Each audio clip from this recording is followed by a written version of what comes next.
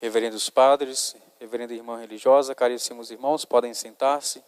Hoje nós celebramos a festa de dois apóstolos da igreja, e por ser justamente fiéis a nosso Senhor Jesus Cristo, eles foram mortos.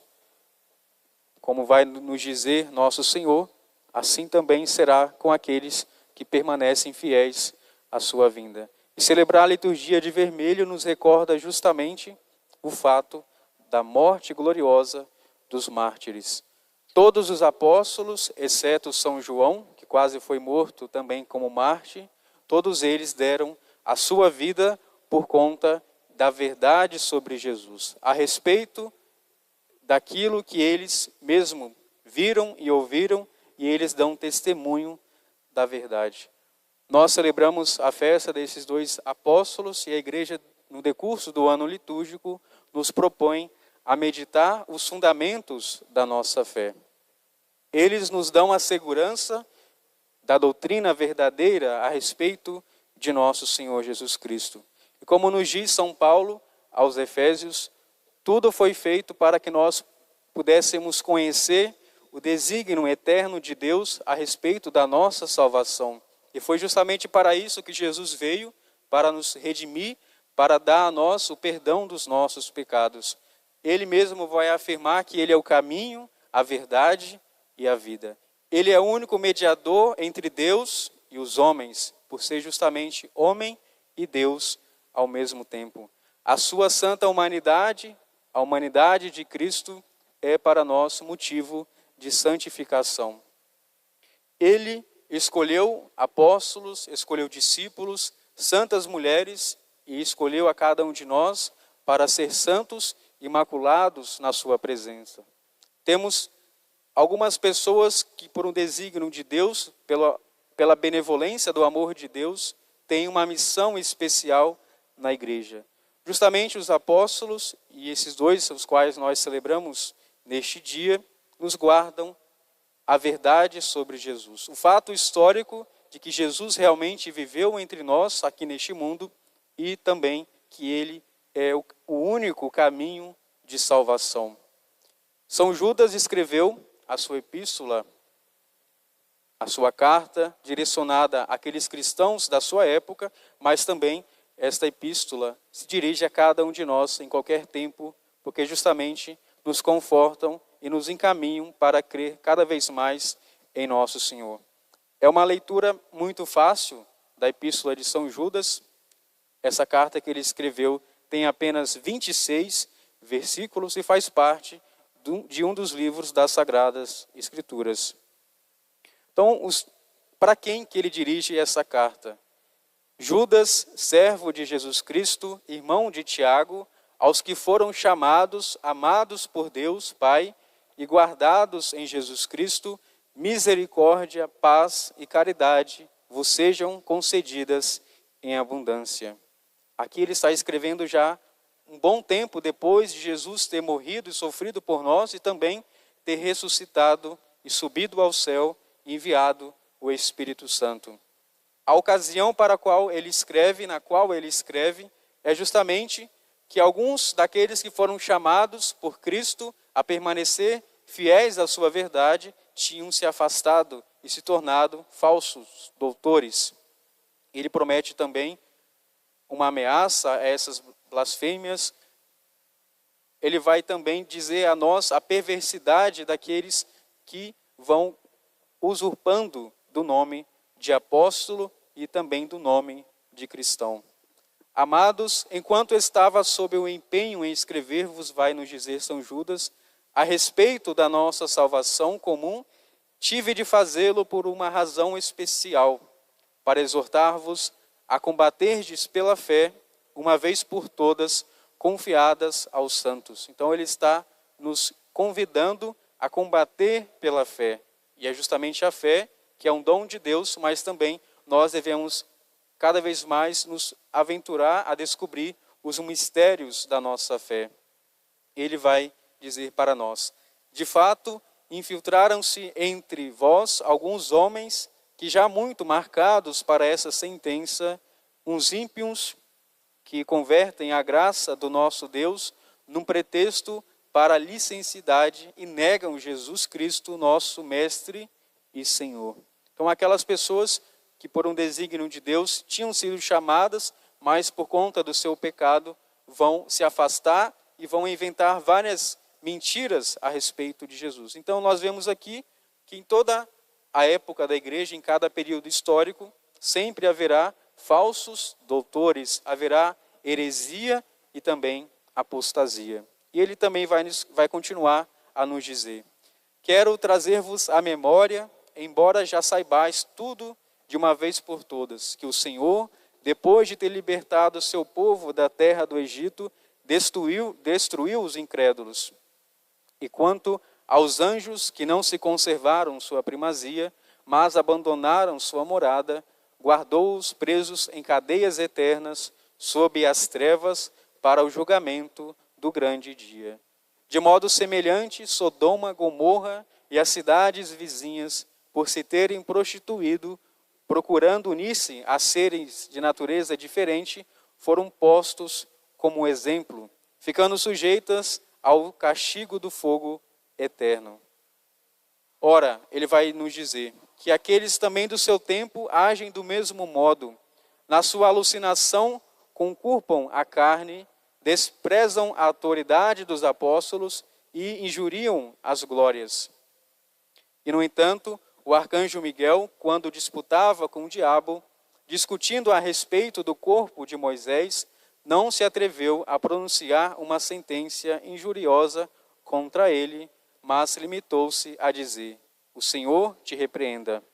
Mas estes, aqueles do seu tempo e aqueles também que existem no nosso tempo, injuriam os que não conhecem. Por outra parte, as coisas que conhecem fisicamente, como os animais irracionais, só servem para perdê-los.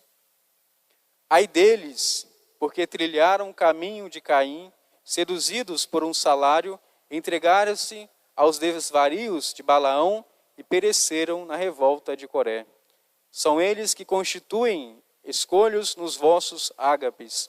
Regalam-se, apacentando-se a si mesmos. São nuvens sem água, levadas pelo vento.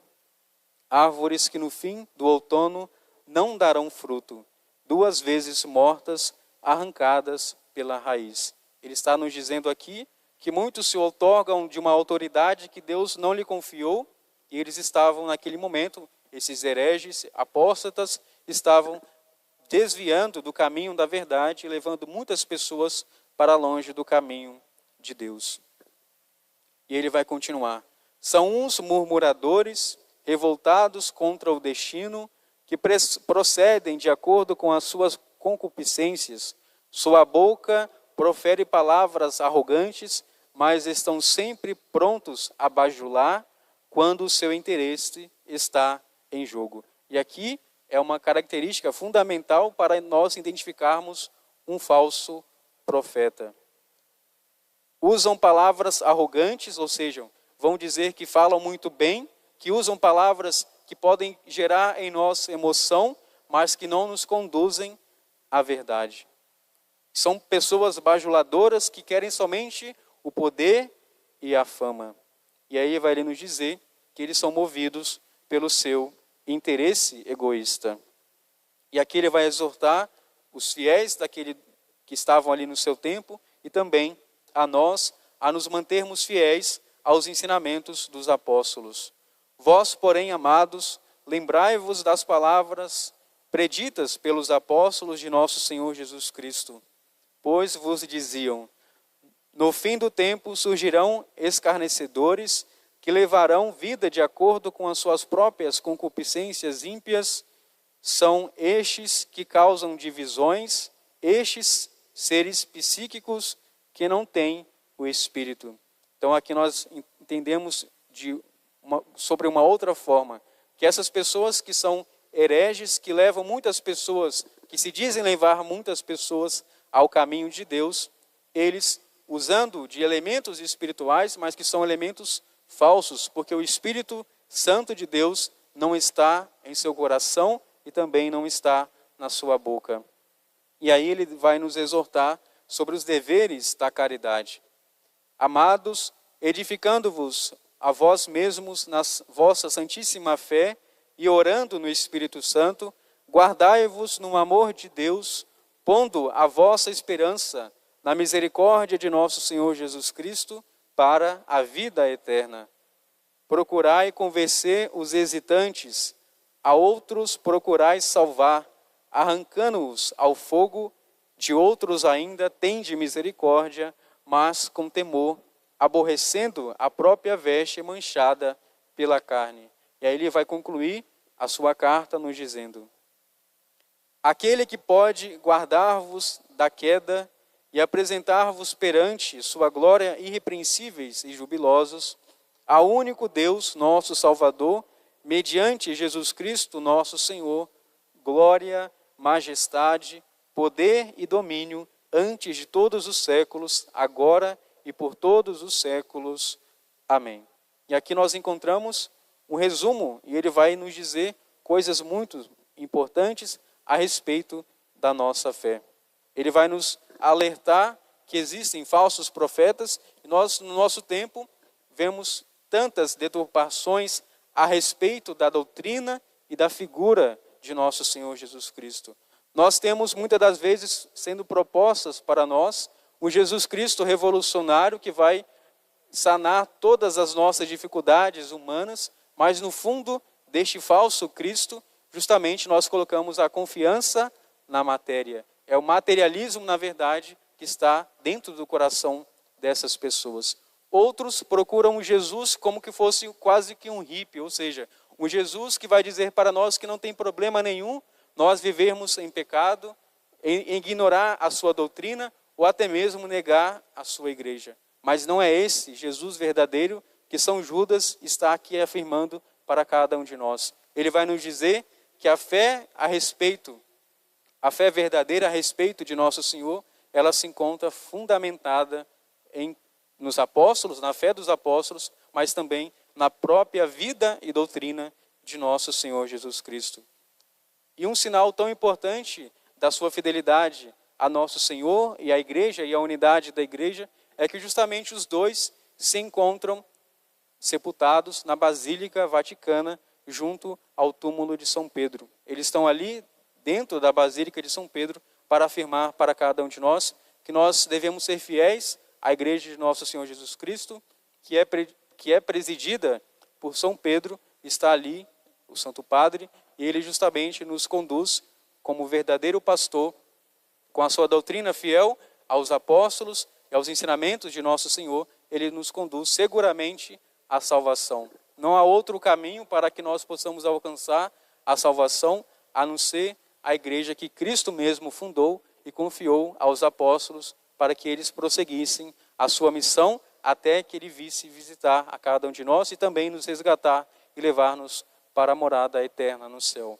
Que São Simão possa também interceder por cada um de nós e que São Judas Tadeu, que não é o Judas Iscariotes, logicamente, possa interceder por nós também nessa nossa caminhada de conhecimento e aprofundamento da nossa fé, para que nós, procurando, possamos encontrar a Cristo e, encontrando, possamos amá-lo e também dar a conhecer este amor verdadeiro de Deus por nós, que se manifestou por meio de nosso Senhor Jesus Cristo. Nós possamos, assim com o coração fervoroso, levar sempre, confiadamente, o nome de Jesus para todos os nossos irmãos. Louvado seja nosso Senhor Jesus Cristo, para sempre seja louvado.